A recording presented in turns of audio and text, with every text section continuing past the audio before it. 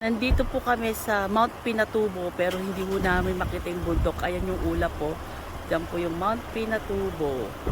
Okay, ito naman yung river. Yan. Okay.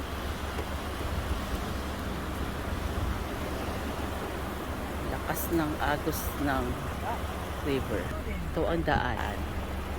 Magandang hapon po sa ating lahat. Tayo po ay narito ngayon sa Barangay Bihaw, Villar, Botolan, Sambales. Purely IT community. Ayan. So, ilang hectares po ito? Bali, ito po meron siyang 800 hectares. Reservation po siya for IT resettlement. Pinatubo victim po. Ito Bictin. Ayan, dito po tayo ngayon. May kasama natin ang mga bata. Ang magaganda dito. Okay, so, umuulan po ngayon, pero iikot po kami. Okay? Anong kalayo po ditong Mount Pinatubo? Mula dito hanggang Mount Pinatubo is 47 kilometers. 1 kilometers. Kailan po kayo lumipat dito? 1991. 1991. April 1991. And then, Papo kasi naman- tawag namin eh. Kaya si Papo Lolo. pag lolo. Papo Lolo. Pakilala mo sa Ayan. Kaya pakilala nila. Ito ay si Papo.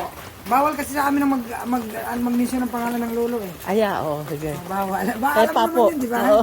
Papo. Alam mo naman yun eh. Oo. Okay. Ito yung kanilang clean water.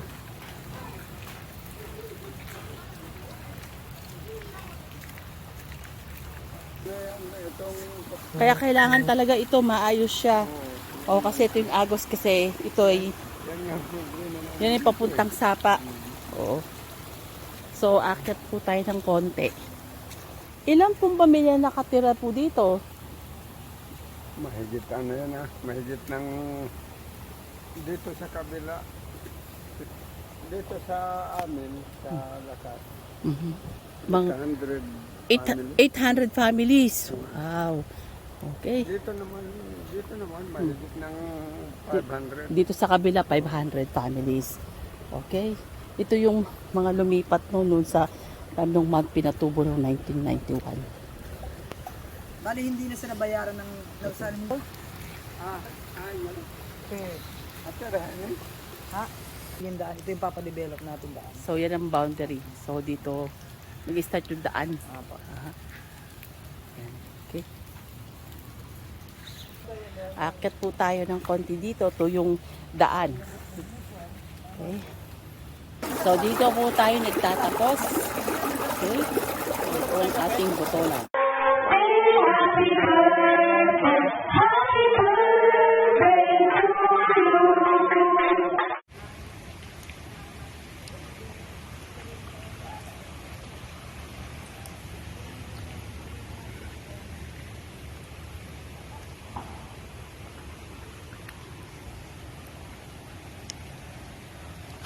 That's the 800 hectares going forward.